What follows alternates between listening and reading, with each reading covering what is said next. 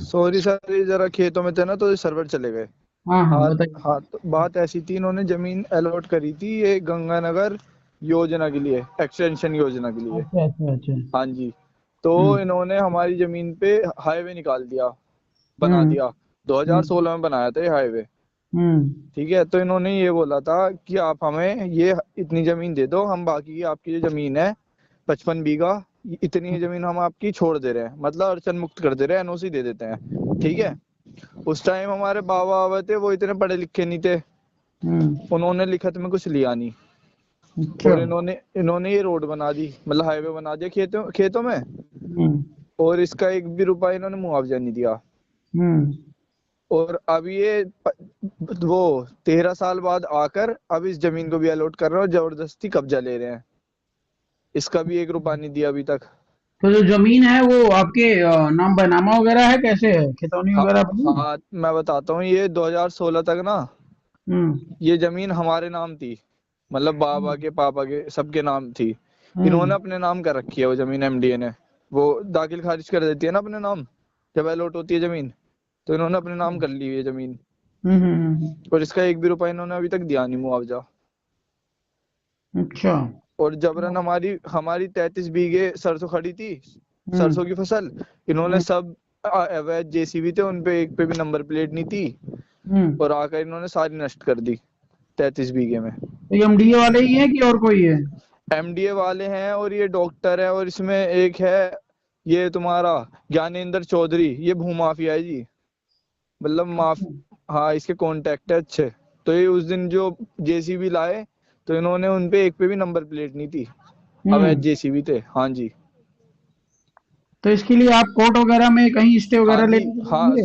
Supreme court में इसका case चल रहा है। सुप्रीम कोर्ट में चल रहा है क्या, है हाँ वहां जी। भी चल रहा है क्या? हाँ, मेरठ में या जो है हाई कोर्ट में? हाई कोर्ट में भी चल रहा था। हाई कोर्ट में ऐसा हुआ, हाई कोर्ट में हमारा केस चला, वहां से स्टे ऑर्डर हो गया। क्या हो फिर गया? उसके स्टे ऑर्डर हो गया था हमारा वहां से। अच्छा, स्टे ऑर्डर हो गया था, हाँ। हाँ जी, 2.5 साल स्टे ऑर्डर रहा हमारा।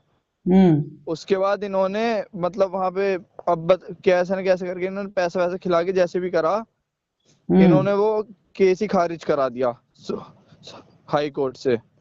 ठीक है। अच्छा। उसके उसके बाद हमने सुप्रीम कोर्ट में अपील करी। हम्म फिर सुप्रीम कोर्ट में हमारी वो लग गई, तो एमडीए ने एमडीओ से पूछा गया कि इन किसानों का पैसा कहाँ पर है। हम्म तो इन पे कोई जवाब नहीं था, क्योंकि इन्होंने आज तक एक रुपया जमा करा ही नहीं है कायदे में।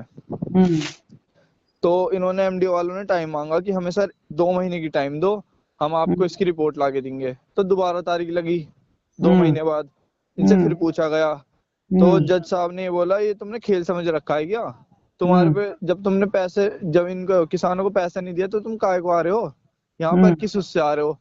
हम्म तो उसके बाद इन्होंने अब फिर 1 महीने का टाइम लिया, और अब ये अवैध कब्जा कर रहे हैं यहाँ पर आके।